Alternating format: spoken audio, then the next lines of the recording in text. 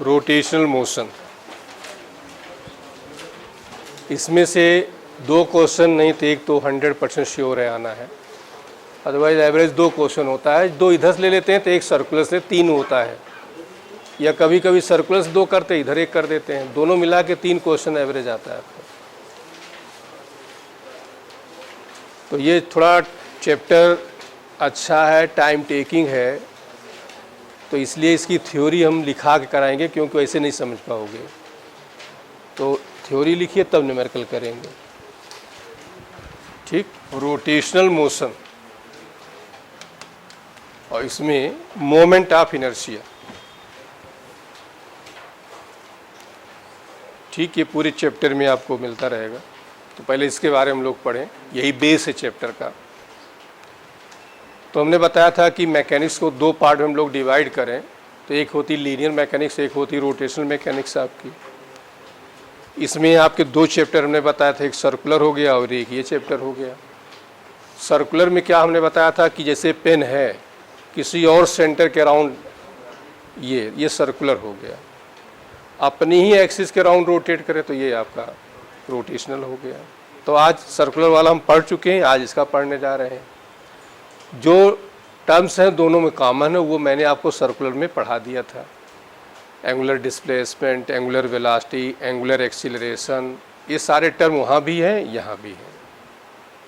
तो वहाँ पर हमने पढ़ाया था, यहाँ पर उनका यूज़ है, ठीक। अब हम आते हैं मोमेंट ऑफ इनर्शिया। तो बिल्कुल वैसे जैसे सब्जियों में आलू है कि लगभग हर जगह पड़ती है, वैसे इस चैप्टर में हर जगह इसका रोल है। तो पहले हम इसके बारे में जान लें क्या होता है ये। तो मोमेंट ऑफ इनर्शिया हिंदी में जड़त्व आघूर्ण कहा जाता है। ये कोई पार्टिकल है और यहाँ से डिस्टेंस ये r है, ऐसे रोटेट कर रही, इसको हम लोग कहेंगे एक्सिस ऑफ रोटेशन।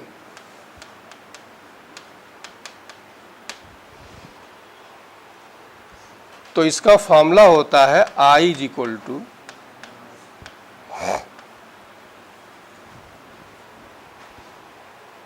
अब कुछ लोग दिमाग में आ रहा होगा आई तो बहुत फार्मूले हैं, तो यही क्यों लिखा। तो ये जो फार्मूला है किसी बेनाम का है, जिसका कोई नाम का मतलब क्या है। जैसे हमने कहा स्फीयर, हमने कहा रिंग, वो नाम हो गए। हमने कहा पार्टिकल, हमने कहा बॉडी, ये क्या हो गया, बेनाम हो गया। तो बेनाम का है, ये नाम वाले का नहीं है। तो बेनाम का है जिसका फार्मूला होता है I = mr। अभी ये नाम और बेनाम हम आगे थ्योरम में डिस्कस करेंगे। m जान ही रहे हो क्या हो गया, मास ऑफ पार्टिकल है।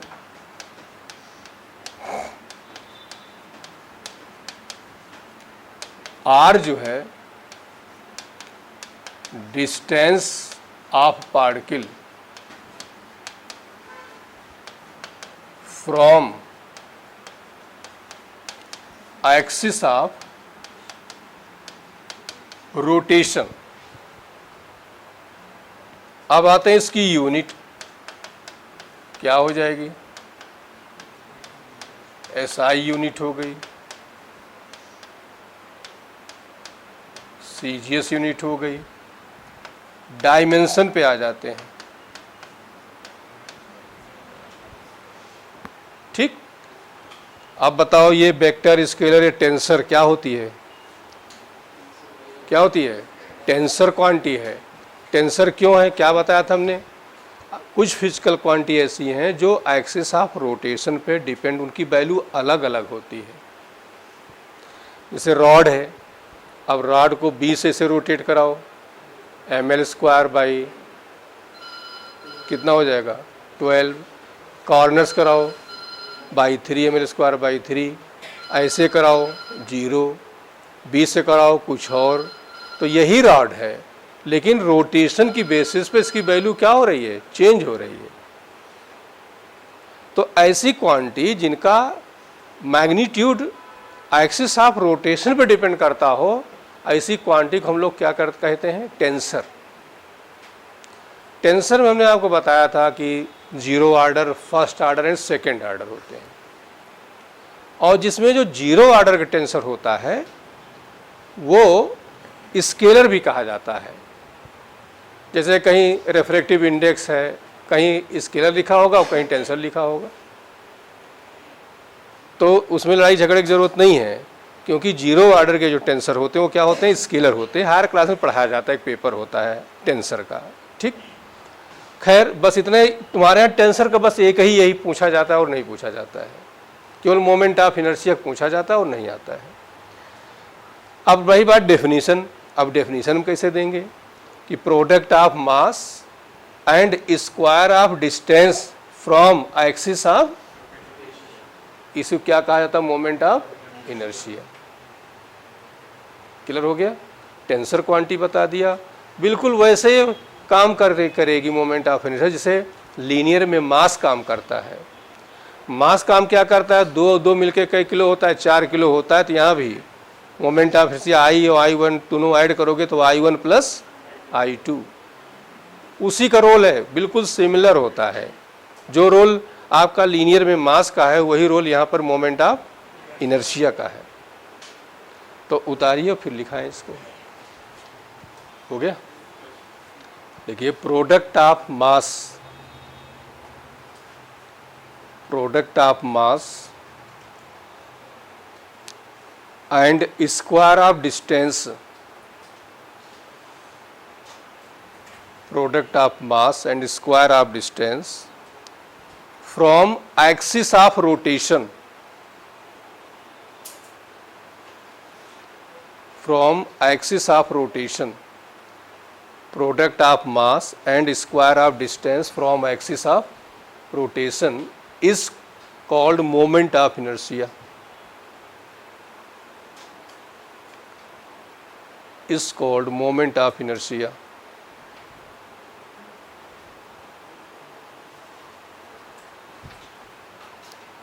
It is tensor quantity.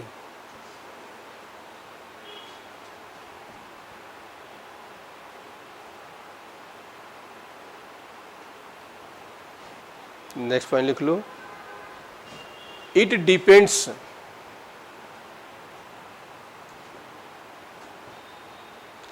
It depends on distribution of mass, distribution of mass from axis of rotation, from axis of rotation, that is greater the, that is greater the distance, greater the distance of mass from axis of rotation, from axis of rotation, greater will be moment of inertia, greater will be moment of inertia.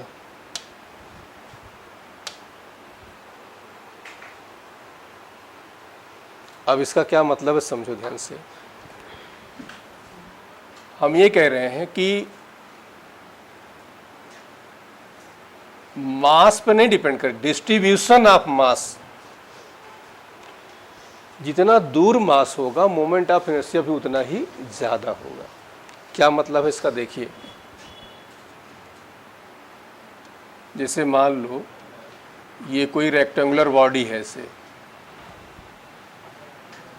इसको हम एक बार rotate कराते हैं, ऐसे इसको A B C और ऐसे rotate करा रहे हैं,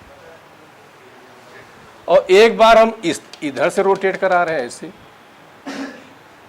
इस तरह रोटेट करा रहे हैं। तो किस केस में मोमेंट ऑफ इनर्शिया ज्यादा होगा, बोलो। इसके अराउंड रोटेट कराओगे ज्यादा होगा, क्योंकि मास दूर पे है, और इधर रोटेट कराओ मास क्या नजदीक हो रहा है। इसका मतलब हो जाएगा कि I A B greater than I B C. जितने दूर मास होगा, बॉडी वही है, लेकिन रोटेशन की बेसिस पर मोमेंट ऑफ इनर्शिया अलग अलग हो जाए। ऐसे रोटेट कराओगे ये दूर तक मास है, ऐसे रोटेट कराओगे तो मास नजदीक पड़ा, देखो ये डिस्टेंस कम हो रही ना। बोलो क्या चीज समझ में आ रहा है? बहुत बड़ी चीज नहीं बता रहे, हल्की चीज है यार, बहुत ज्यादा ना दिमाग लगाना। ठीक, चलो इधर देखो, ये कोई रॉड है ये, और इसकी जो डेंसिटी है ρ1 और इसकी डेंसिटी है ρ2, ऐसे रोटेट करा रहे हैं। इसका हमने कहा I1 मोमेंट ऑफ इनर्शिया है। अब की हमने क्या किया,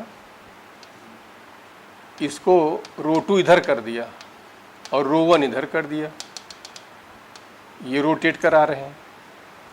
अब हम ये मान चल रहे हैं कि यदि ऐसा हो कि इफ ρ1 ग्रेटर देन ρ2 हो, डेंसिटी ज़्यादा है तो नेचुरल से मास ज़्यादा होगा, ये कहने का मतलब हुआ। मास इज इक्वल टू क्या होगा, वॉल्यूम इनटू डेंसिटी। जिधर डेंसिटी ज़्यादा है उसका मास भी। अब ये बताइए किस केस में मोमेंट ऑफ इनर्शिया ज़्यादा होगा?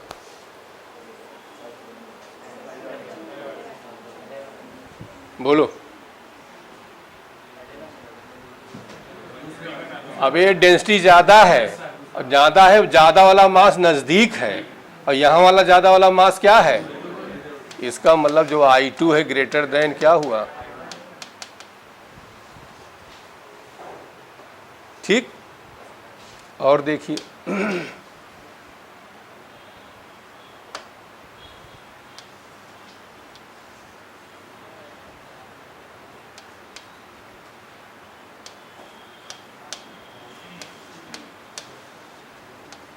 चलो बताओ, IB या IBC में कौन ज़्यादा होगा? मतलब हम एक बार ऐसे रोटेट कराते हैं, एक बार ऐसे रोटेट कराते हैं।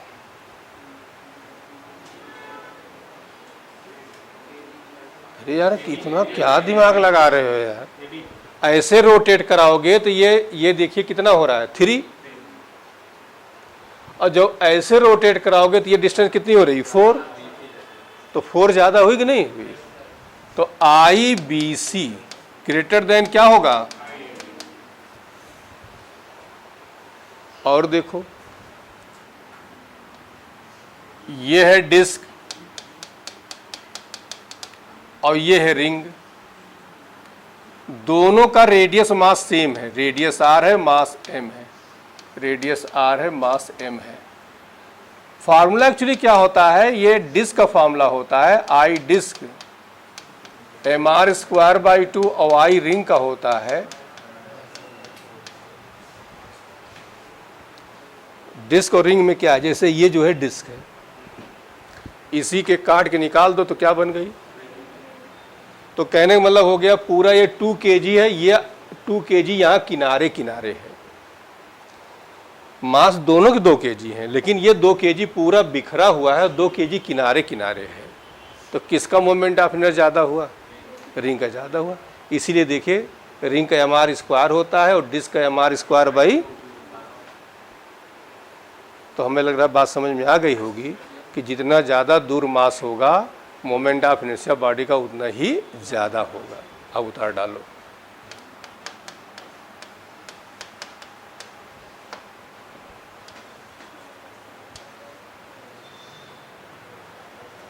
थोड़ा सा और इसके बारे में आते हैं। अच्छा, कर्व मान लो प्लॉट करना होगा तो कैसे हो जाएगा? I और R में, क्योंकि I प्रोपोर्शनल टू, ठीक, इधर देखिए मास को ब्रेक करिए और ये हो जाएगा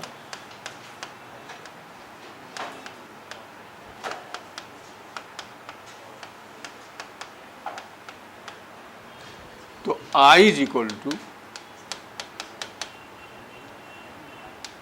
पाई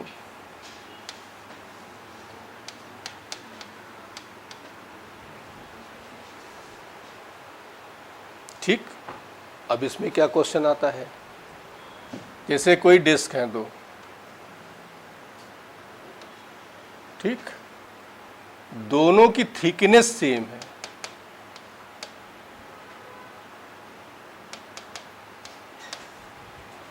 जैसे ये डिस्क है और दो ऐसी हैं जिनकी थिकनेस, ये टी थिकनेस होता है, और इसका जो एरिया है ये सर्किल बन जाता है, तो पाई आर स्क्वायर हो जाता है। तो क्वेश्चन ये आता है इसमें थिकनेस सेम है और रेडियस भी सेम मान लो है, डेंसिटी अलग अलग है रो वन एंड, और ये बताइए rho one greater than rho two है, तो किसका मोमेंट ऑफ इनर्शिया ज़्यादा होगा? नेचुरल सी बात है, आई प्रोपोर्शनल टू क्या है, तो आई वन ग्रेटर देन, जिसकी डेंसिटी ज़्यादा होगी उसका मोमेंट ऑफ इनर्शिया भी दूसरा। देखिए ये दो डिस्क हैं, ठीक, दोनों एक ही मेटल की बनी हुई है, थिकनेस सेम है, एक ही मेटल की बनी हुई है, तो दोनों की डेंसिटी क्या हुई, लेकिन रेडियस अलग अलग है, इसका R1 है और इसका क्या है। अब इसमें पूछा जाए तो जिसका रेडियस ज़्यादा होगा उसका मोमेंट ऑफ, और रेशियो पूछ लें तो क्या करोगे, I1 अपान I2, R1 अपान R2 की पावर, जो चीज़ कांस्टेंट कहे वो लाना जरूरी है। इन्होंने कहा रेडियस कांस्टेंट है, टी कांस्टेंट, तो सिग्मा रो हमने चेक किया। इन्होंने कहा रो कांस्टेंट है, टी कांस्टेंट, किसको देखा, फिर हमने आर को देखा। तो ये क्वेश्चन इस तरह से कई बार रिपीट हुए, उतार डालिए। चलो अब इसमें बताओ, देखो ऐसे यहाँ रोटेट कराया जा रहा है, यहाँ से कराया जा रहा है, यहाँ से कराया जा रहा है, यहाँ से कराया जा रहा है, किसमें ज़्यादा होगा? फिर से समझो हम क्या कह रहे हैं, यहाँ से मास की डिस्टेंस सबसे ज़्यादा हो रही, तो बी के अराउंड क्या होगा, तो आंसर सही कर लेना इसका,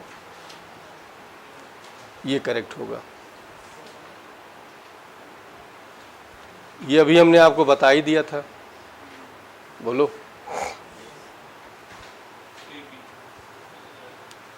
क्वेश्चन 3 एंड 4, ये इसको देखो। क्वेश्चन है the moment of inertia of circular disc mass m radius r about axis passing through the centre I naught, moment of another circular disc same mass same है, thickness same है, but half of the density, मतलब इसकी और इसकी density rho है तो इसकी density क्या है, अभी हमने बता ही दिया। इसका मोमेंट ऑफ इनर्शिया कह रहे हैं I नॉट है, इसका हमें क्या करना है, तो बताओ डेंसिटी कैसे डिपेंडेंस है, तो I1 अपान रो वन अपान रो वन,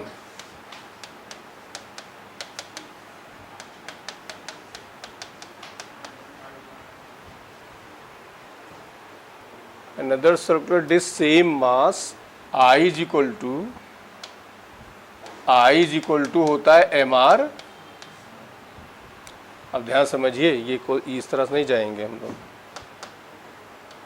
जैसे देखो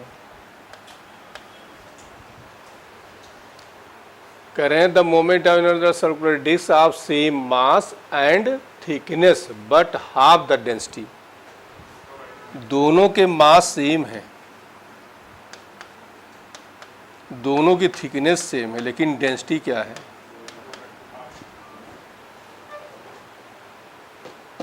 बोलो। रेडियस के बारे में कोई जिक्र नहीं है, तो रेडियस पहले निकालेंगे कि रेडियस का रेशियो क्या है इसमें। देखिए I इज इक्वल टू होता है mr स्क्वायर, ठीक, और डेंसिटी करें तो डेंसिटी भी लाना है इसमें, तो डेंसिटी कैसे आ जाएगा, ये आपका हो गया एरिया इंटू थिकनेस, या R को बदल लो ना, मास बराबर वॉल्यूम इंटू डेंसिटी, तो ये हो जाएगा एरिया इंटू थिकनेस इंटू रे, ये हो जाएगा pi R square T into rho. तो यहाँ से आर की वैल्यू क्या हो जाएगी, आर हो जाएगा M upon pi T into रो की पावर 1/2।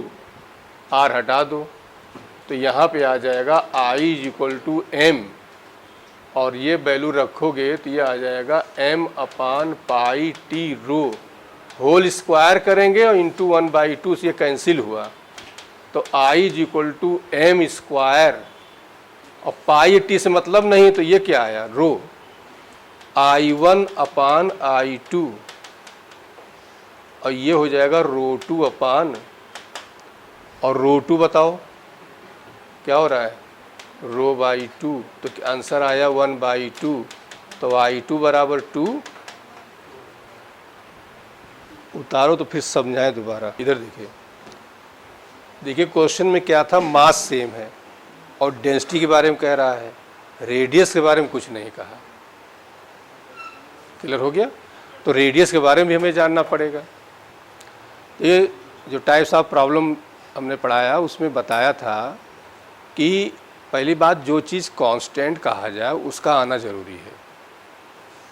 मास कहा, मास का रहना ज़रूरी है। दूसरी बात ये होता है कि कोई फिजिकल क्वांटिटी है और एक को चेंज कर रहे हो तो ये भी देखना पड़ता है कि औरों पे इफेक्ट पड़ेगा कि नहीं पड़ेगा।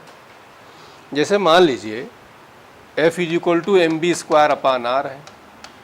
अब इसमें हम कहें भाई रेडियस कांस्टेंट रख के और वेलोसिटी को हम 2 गुना 4 गुना 5 गुना कर सकते हैं, मतलब इसका इसके ऊपर कोई इफेक्ट नहीं है, इसका इसके ऊपर कोई इफेक्ट नहीं है। मास हम 2 kg रख के वेलोसिटी को कम ज़्यादा कर सकते हैं। तो ऐसे क्वेश्चनों में जिसको चेंज करें उसको ले लेते, बाकी को छोड़ देते हैं। लेकिन यहाँ कहानी कुछ और है। क्या और हो रही है कि जो डेंसिटी और रेडियस ये सब मास में छुपे हुए हैं, तो मास में छुपे हुए और डेंसिटी को चेंज कर रहे हैं, तो इन दोनों पे इफेक्ट पड़ेगा। इसलिए हमें आर को देखना पड़ा। तो आर को कैसे देखा, मास बराबर वॉल्यूम इनटू डेंसिटी होता है, ये यहाँ तक कोई प्रॉब्लम नहीं हुआ। रेडियस के बारे में कुछ नहीं कहा, तो पहली बार रेडियस तो हमें हटा देना है। उन्होंने डेंसिटी के बारे में कहा है और मास के बारे में कहा है, तो डेंसिटी आना चाहिए और मास आना चाहिए। तो यहाँ से हमने रेडियस निकाल लिया, ये वैल्यू आ गई। इस रेडियस को यहाँ रख दिया। अब यहाँ रखने के बाद ये देखते हैं कि हमारा जो आया वो आया I is equal to m² rho, बाकी हमने छोड़ दिया। ये तो ऑलरेडी कांस्टेंट है ही है, तो बचा कौन, रो बचा। तो रो बचा तो I1 upon I2 is equal to rho 2 upon rho 1। Main concept ये है कि जो चीज़ कह रहा है उसका तो आना जरूरी है। उसने 2 बातें कही, मास और डेंसिटी, वो रहना है, वो नहीं हटेगा। रेडियस के बारे में कुछ नहीं कहा था, तो रेडियस को हमने हटाया मास का सहारा लेकर।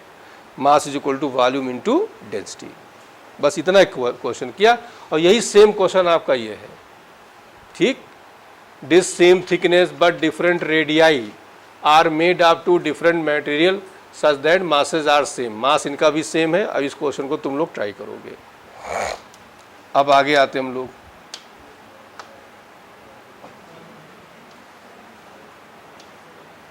अब हम आते हैं रेडियस ऑफ गायरेशन,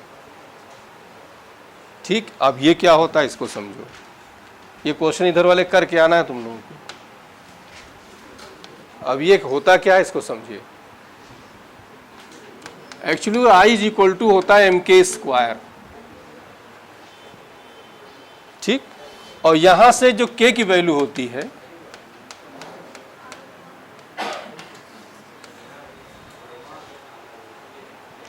इसी में k को ही हम लोग क्या कहते हैं,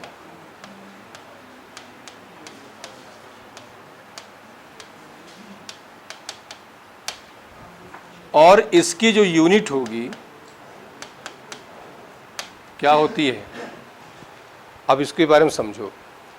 मैथमेटिकल डेफिनेशन तो बहुत सिंपल सी है कि square of radius of gyration and मतलब product of mass and square of radius of gyration is equal to moment of inertia.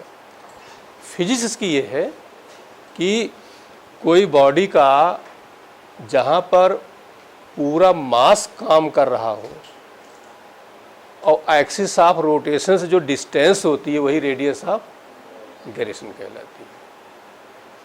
मतलब कि distance of centre of mass from axis of rotation is called radius of gyration.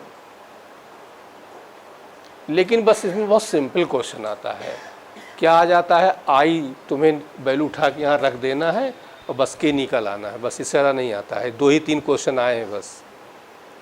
Moment of inertia आपको पता है और बस इसमें निकाल लेना होता है कि आई वैल्यू यहाँ रख देंगे, बस यही आंसर आ जाता है। और कई सारे पार्टिकल्स हमारे पास दिए हैं, तो इसका रेडियस ऑफ गायरेशन फॉर्मूला होता है अंडर रूट अपान, मान लो बहुत सारे पार्टिकल्स हैं, उनका हम सबका निकालना है, तो ये फॉर्मूला होता है k is equal to r1² plus r2² upon n होता है। तो उतारिए, तो एक क्वेश्चन करा देते, बहुत सिंपल सा आता है, बस केवल आई तुम्हें यहाँ रख देना होगा, कुछ नहीं करना है। तो पहले लिख लो नीचे, देखिए product of mass and square of radius of gyration, product of mass and square of radius of gyration is equal to moment of inertia.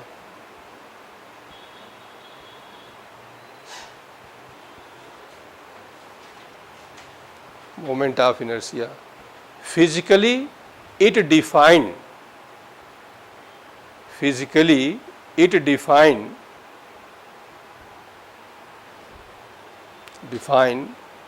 distance of particle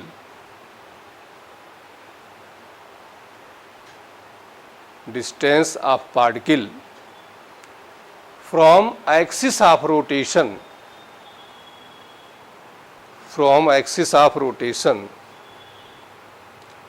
where whole mass of body is concentrated,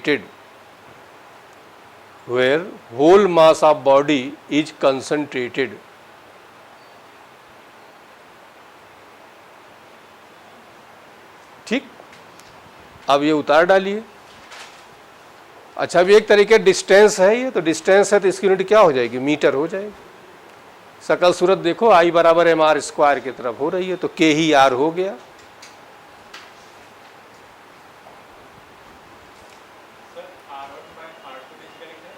r1² plus r2² plus dash dash upon n, ये सब under root के अंदर ही है। If mass of disc and ring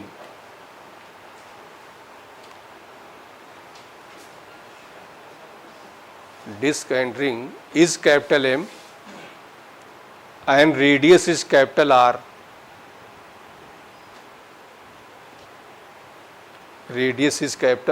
R, दोनों के मास same है और दोनों रेडियस R है। Find radius of gyration,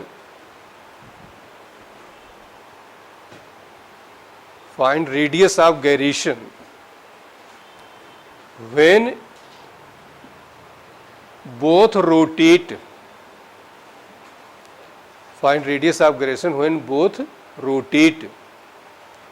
perpendicular to plane and passes through CG,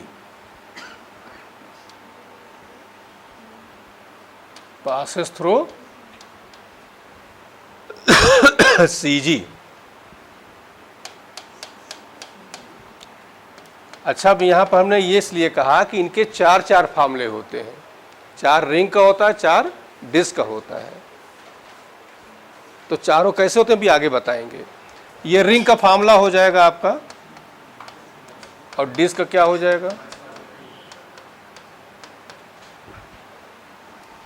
तो बताओ के रिंग, इसका हम निकाल लेते हैं। तो अंडर रूट क्या होगा, आई अपान एम। तो आई की वैल्यू क्या हुआ,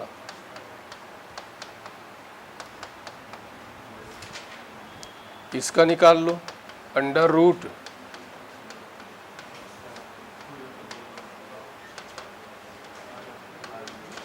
बस यही आंसर हो गया। अब केवल तुम्हें करना यही है, आई उठा कर रख दो, बस आंसर आ जाएगा। चलिए एनर्जी के यहाँ हमने रख दिया, तो यहाँ थोड़ा कर लेते हैं, बाकी आगे डिटेल पढ़ेंगे एनर्जी के बारे में। अभी बस इतना समझ लीजिए। इधर देखिए, ये कोई बॉडी ऐसे है, इधर को ऐसे स्लिप कर रही है, खिसक रही है ऐसे ही। यहाँ केवल ट्रांसलेटरी काइनेटिक एनर्जी होगी और वो हो जाता है फार्मूला हाफ mv। कोई बॉडी जो है अपनी एक्सिस पर ऐसे ऐसे घूम रही है तो प्योर रोटेशनल होती है, और ये होती है हाफ आई। और ये कोई बॉडी ये रोल करती हुई ऐसे घूमती हुई आगे की ओर जा रही है, तो यहाँ टोटल एनर्जी हो जाएगी, ये हो जाएगी हाफ आई और प्लस, इनके बारे में भी आगे पढ़ेंगे, यहाँ क्वेश्चन रखा हुआ इसलिए इसको निपटा लेना चाहते हैं। मतलब ये समझो जैसे साइकिल है और ब्रेक लगा कर उसको ऐसे खींच रहे हो, खिसका रहे हो, तो वहाँ पर ट्रांसलेटरी मोशन हुआ, हाफ mv स्क्वायर हो गया। अब साइकिल का पहिया स्टैंड पे खड़ा कर दिया और पहिए को क्या कर दिया, तो pure half I omega square हुआ। साइकिल बैठ गए पैडल, अब पहिया क्या घूम भी रहा है आगे की ओर, तो वहाँ पर क्या हो जाएगा, half mv square plus half I omega square.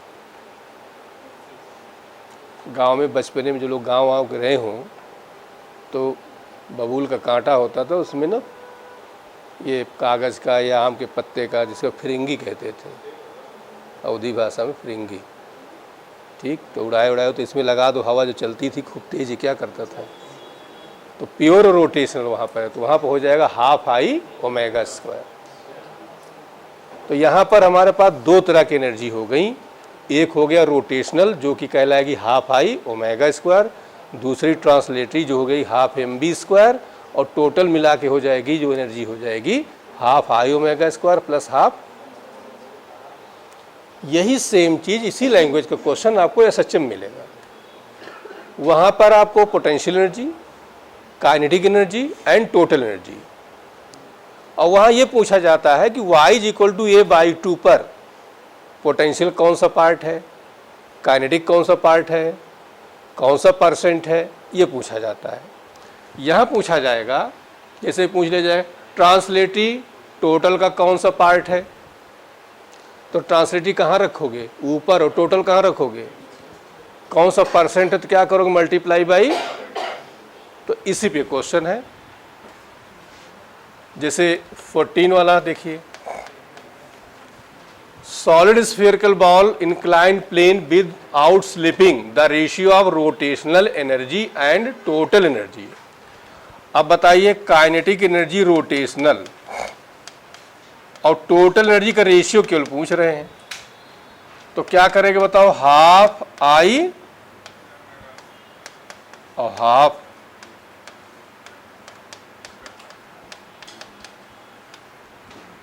अब इधर देखिए, ओमेगा को चेंज कर दो, हाफ हर जगह से कैंसिल हो गया, और आई जो होता है दिया गया, देखिए नहीं दिया गया तो यहाँ पर भाई आगे हम बताएंगे। सॉलिड स्फीयर है तो क्या हो जाएगा, 2/5, और ये होता है b²/r² mv स्क्वायर, और ये हो जाएगा 2/,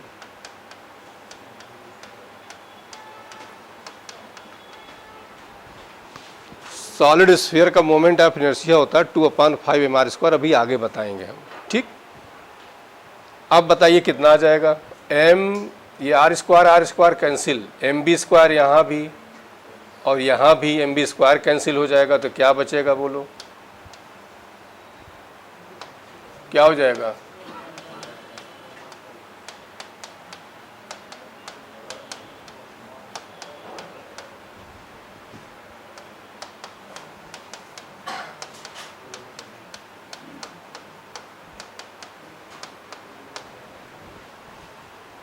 हो गया सीन, बहुत सिंपल क्वेश्चन है, केवल मोमेंट ऑफ इनर्शिया बदलेगा, बाकी मेथड आपका वही रहेगा। अच्छा, अब ये 15 वाला देखिए।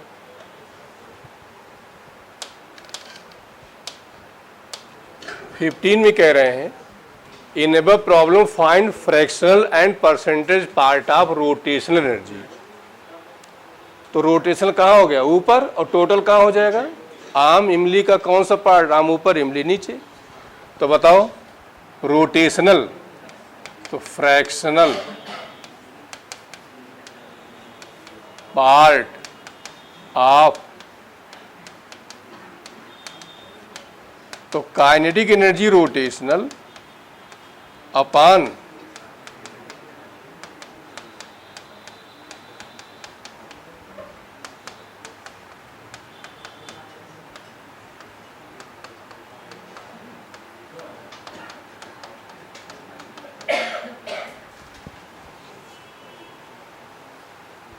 हाफ हर जगह से कैंसिल हो गया, आई की वैल्यू रखो, ओमेगा चेंज कर दो,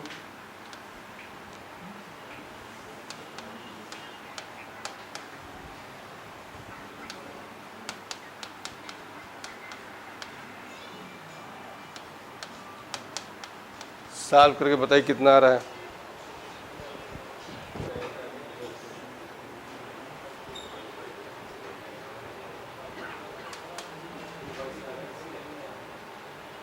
तो 2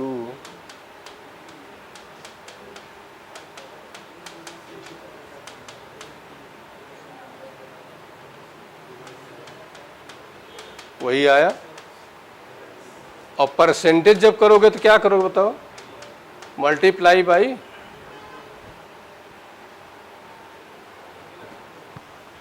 अभी वाला क्वेश्चन हो जाएगा, बताओ find fractional percentage part of translatory energy. तो अब की क्या करोगे बताओ? ट्रांसलेटरी ऊपर कर दो, कर लोगे ना? परसेंटेज के अंदर मल्टीप्लाई बाई 100। 17 है ratio of rotational and translatory. तो रोटेशनल क्या हो जाएगा और ट्रांसलेटरी क्या हो जाएगा?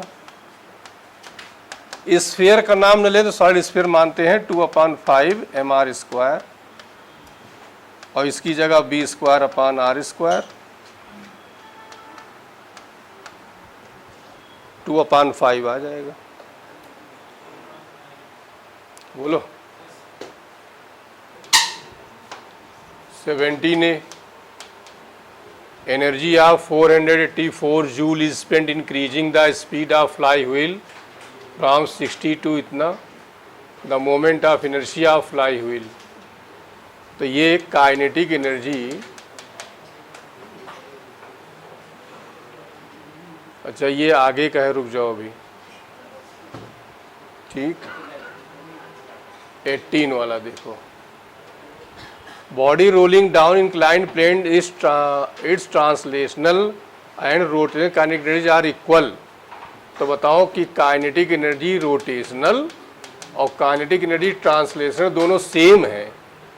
तो बताओ सेम हो जाए क्या हो जाएगा? हाफ आई और हाफ एम बी।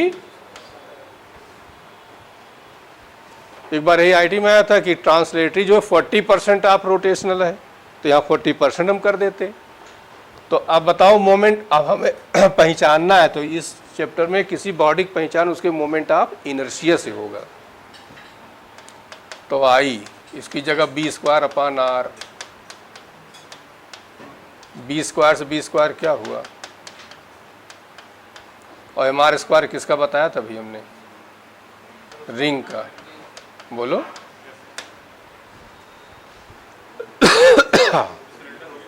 अब इसमें नहीं दिया, सिलेंडर का भी होता है, हॉलो सिलेंडर का।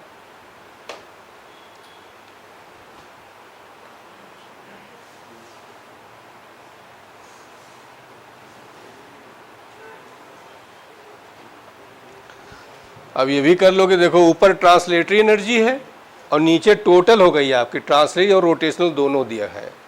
और बॉडी कौन सा कह रहे हैं बताओ, सॉलिड स्फीयर, तो अभी कर ही चुके हो सब। ये लिखा केटी, केटी मतलब ट्रांसलेटरी, और नीचे लिखा केटी प्लस के आर, मतलब टोटल एनर्जी वही हो गई। कर लोगे, कर क्या लोगे, कर ही चुके हैं। ठीक, अब जो है इस चैप्टर में मोमेंट ऑफ इनर्शिया निकालने के हमारे पास 3 रास्ते हैं। एक तो होता है इंटीग्रेशन का, जो सिलेबस में तुम्हारे नहीं है, और एक होता है एक्सिस ऑफ पैरेलल थ्योरम, दूसरा होता है एक्सिस ऑफ परपेंडिकुलर थ्योरम। ये 2 सिलेबस में है, इन दोनों को हम लोग अब अगले दिन पढ़ेंगे। ठीक।